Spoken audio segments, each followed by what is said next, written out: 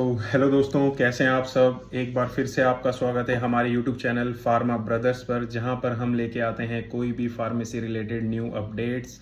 And जैसा कि आप सबको पता है, अभी AMCRE 2025 की टेंटेटिव डेट आई हुई है, तो हमने एक सीरीज चलाई हुई है जिसमें हम प्रीवियस ईयर क्वेश्चन सॉल्व करते हैं। फार्मेसी एम्स में जो भी आए हुए थे फार्मा रिलेटेड, वो क्वेश्चन हम सॉल्व करते हैं। तो ये इस वीडियो का पार्ट 4 रहने वाला है। तो आइए ज़्यादा टाइम ना वेस्ट करते हुए हम बिल्कुल क्वेश्चंस पर आ जाते हैं। तो पहला क्वेश्चन है, ureters are lined by squamous epithelium, columnar epithelium, transitional epithelium और सिलिएटेड एपिथेलियम।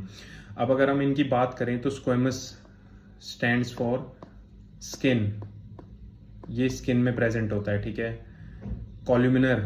कॉल्यूमिनर एपिथेलियम हमारा होता है जीआई ट्रैक्ट में। ट्रांजिशनल एपिथेलियम इसका आंसर रहने वाला है, ये हमारा यूट्रस में प्रेजेंट होता है, ठीक है। और सिलिएटेड एपिथेलियम हमारा प्रेजेंट होता है फैलोपियन ट्यूब में,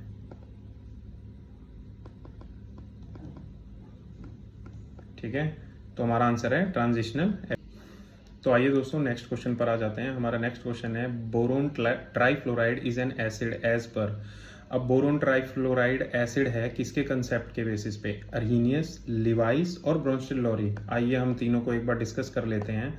अर्हीनियस बोलता है कि एसिड वही है जो H+ आयन डोनेट कर दे वाटर में, ठीक है।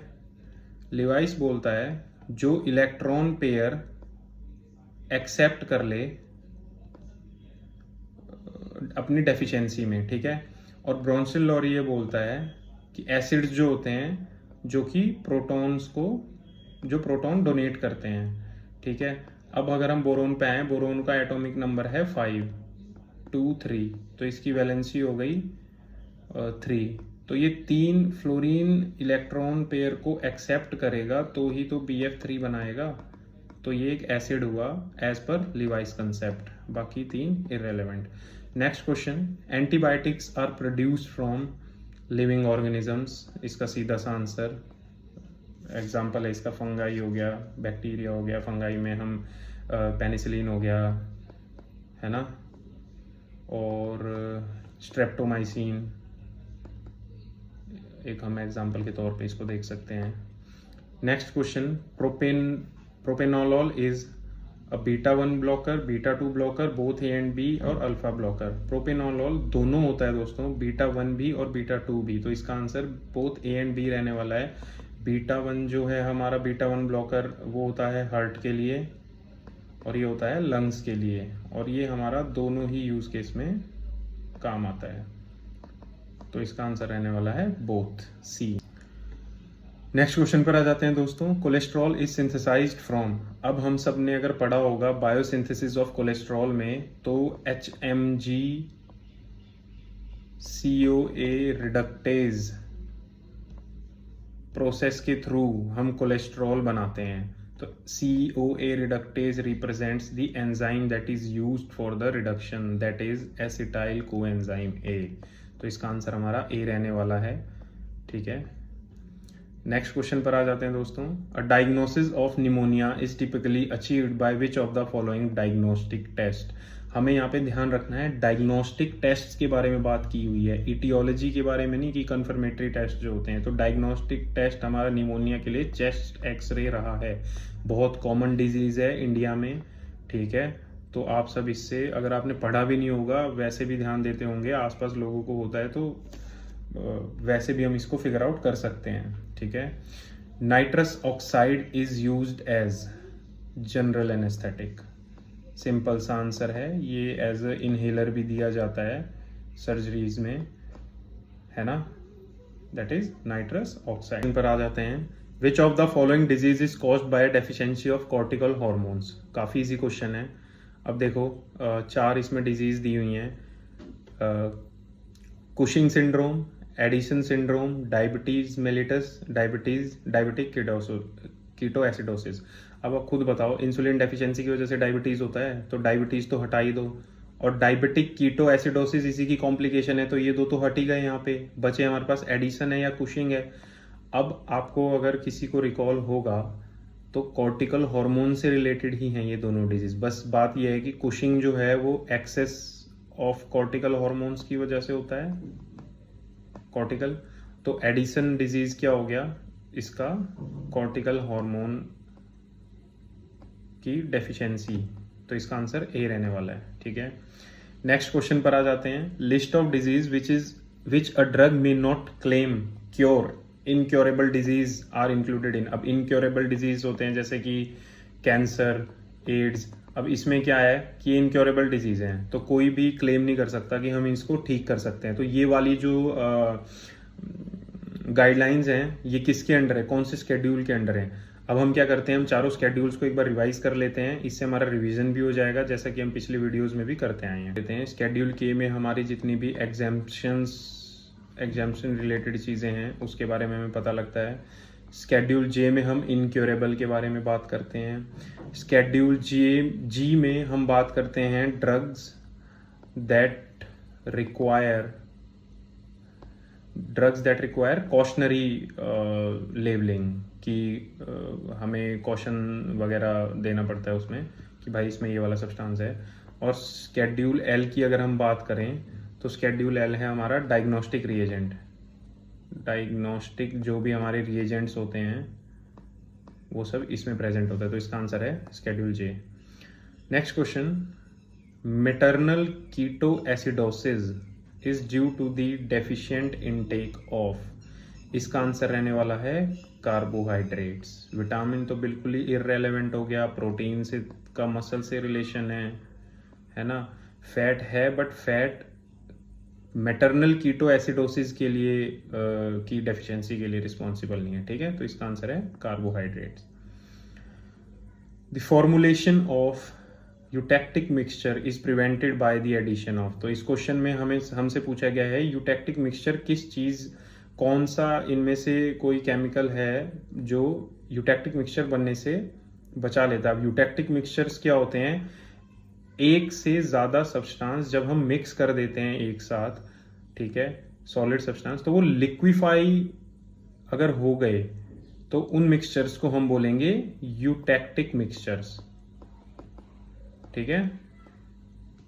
इसमें क्या होता है, दोनों के जैसे मान लो दो कंपाउंड हैं ए और बी, ठीक है, इनके मेल्टिंग पॉइंट 50 है, एक का 50 है एक का 70 है, पर अगर हम दोनों को मिक्स कर देंगे ना, ए बी बना देंगे तो वो 40 हो गया, तो ये लिक्विफाई हो जाएंगे जल्दी, तो इनको हम यूटेक्टिक मिक्सचर्स बोलते हैं। जैसे इसका एक एग्जांपल हो गया कैम्फर प्लस ये इथेनॉल, ये दोनों जब मिल जाते हैं तो ये एक यूटेक्टिक मिक्सचर बना लेते हैं।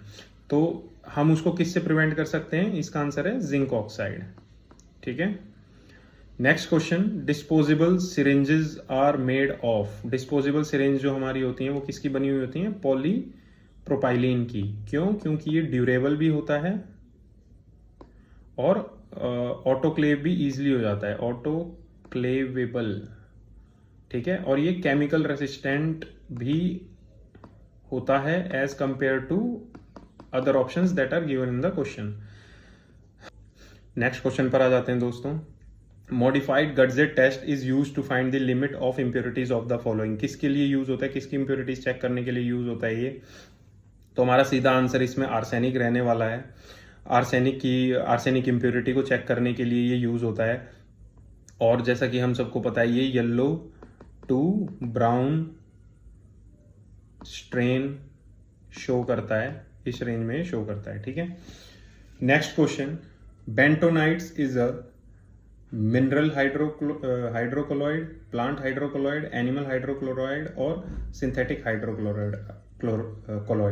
अगर हम सबको ये पता हो ये क्या होता है, ये नेचुरल क्ले है। नेचुरल क्ले कहाँ पे मिलता है, मिनरल्स में, तो इसका आंसर सीधा सा मिनरल रहने वाला है। ये सब तो होगा ही नहीं, प्लांट, एनिमल्स। नेक्स्ट क्वेश्चन के बारे में अगर हम बात करें, नेक्स्ट क्वेश्चन है vinca alkaloids are used for the treatment of. Vinca alkaloids के दो ही हैं, विनक्रिस्टिन एंड विनब्लास्टिन। जिसने भी विंसा पढ़ा है सबको पता है दो ही कंपाउंड हैं और ये एंटी नियोप्लास्टिक हैं। एंटी नियोप्लास्टिक क्या होता है, हमारा कैंसर, तो इसका आंसर क्या रहने वाला है? कैंसर। ठीक है। Next question, hydrogen peroxide are used as, hydrogen peroxide किस लिए यूज होता है ये?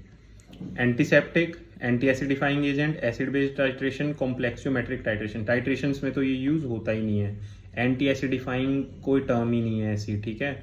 अब ये हमारा एंटीसेप्टिक हो गया। एंटीसेप्टिक कैसे हो गया? इसका जो ये नेसेंट ऑक्सीजन रिलीज करता है ना, ये एंटीसेप्टिक प्रॉपर्टीज प्रोवाइड कराता है हमें। ठीक है, तो इसका आंसर है antiseptic. Next question, import of drugs for personal use can be done using. अब जिसने भी ये थोड़ा बहुत पढ़ा है उसको पता है कि इसका आंसर तो फॉर्म 12 होता है, लेकिन फॉर्म 12 के भी दो पार्ट हैं, ए या बी। अब इसमें ना थोड़ा सा कंफ्यूजन हो जाता है बच्चों को। देखो, जो हम अगर इसमें पूछा गया है कि हमें कौन सा फॉर्म सबमिट कराना होता है to get the permission for the importing of a drug for personal use, तो उसका आंसर रहेगा फॉर्म 12A। और अगर ये पूछा हो कि जो अथॉरिटी है वो जब हमें परमिट प्रोवाइड कराती है तो कैसे कराती है, तो वो होगा फॉर्म 12B। तो अकॉर्डिंग टू दिस क्वेश्चन अभी के लिए हमारा आंसर है फॉर्म 12A, दिस वन। ठीक है। नेक्स्ट क्वेश्चन पर आ जाते हैं। फिर से स्केड्यूल्स का क्वेश्चन है। Vaccines and sera are included in which schedule. Schedule A में क्या होता है? हमारे जितने भी फॉर्म्स वगैरह हैं। ठीक है। स्केड्यूल बी में फीस रिलेटेड सारी इंफॉर्मेशन है। स्केड्यूल सी में हम वैक्सीन्स को वैक्सीन्स आ जाती हैं हमारी, बायोलॉजिक्स आ जाते हैं, सेरम वगैरह हमारा जो होता है। ठीक है, तो इसका आंसर हमारा सी ही रहने वाला। ऑल तो कर ही रहे हैं सारा, तो स्केड्यूल डी के बारे में पढ़ लेते हैं। स्केड्यूल डी में हमारे जो हैं डायग्नोस्टिक एजेंट्स के बारे में पता लगता है हमें इसमें। ठीक है। So next question 19th। मैं ये सोच रहा हूं अब आपको मैं 19th क्वेश्चन देता हूं करने को। आप 19th क्वेश्चन करके कमेंट करना। ठीक है, बताना आप मेरे को इसका आंसर क्या है। Which drug causes grey baby syndrome. ठीक है, आपको इसका जो भी जिसको भी जो भी आंसर लग रहा हो प्लीज कमेंट में जरूर लिख। लास्ट क्वेश्चन पर आ जाते हैं। Which of the following is the rich source of potassium. Orange, banana, apple, guava. I guess सबको ही पता है, इसका आंसर बनाना रहने वाला है। काफी इजी क्वेश्चन था ये। तो ठीक है दोस्तों, आप मुझे इजाजत दीजिए।